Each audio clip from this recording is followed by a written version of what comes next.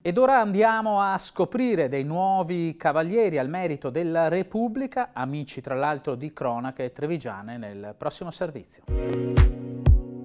Premiata per l'encomiabile lavoro di valorizzazione del territorio e dei prodotti tipici del trevigiano, svolto anche attraverso eventi enogastronomici di assoluto richiamo.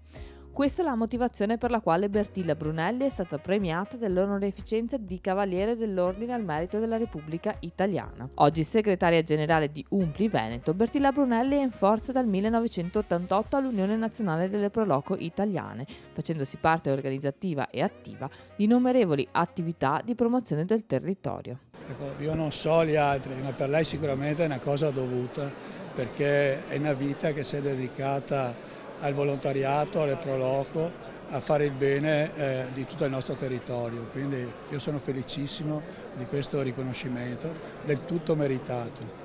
Riconoscimento a chi si è tanto impegnato al di là di quelle che sono magari il proprio lavoro, la propria attività, ma proprio per un impegno personale, per un senso di altruismo, anche di amore per il prossimo, e quindi fare anche un po', come dire, una sorta di impegno per l'anno prossimo, perché ciascuno di noi può dare qualche cosa. Visibilmente commossa ed orgogliosa, Bertilla Brunelli è stata insignita dell'onorificenza dal prefetto Maria Rosaria Laganà, che non ha perso l'occasione di elogiare il territorio trevigiano. Intanto io l'augurio che posso fare in questa terra bellissima in cui io veramente da un anno lavoro e sono onorata di questo fatto, mi sento molto fortunata, è di mantenere le cose belle che caratterizzano questo territorio, la laboriosità, anche la solidarietà e quindi anche questa capacità anche di fare squadra e magari migliorare quegli aspetti che vanno in qualche modo o comunque porsi degli obiettivi importanti. Sappiamo che questo territorio ha avuto riconoscimenti fondamentali, c'è una sfida da sostenere che riguarda soprattutto la sostenibilità, il rispetto del territorio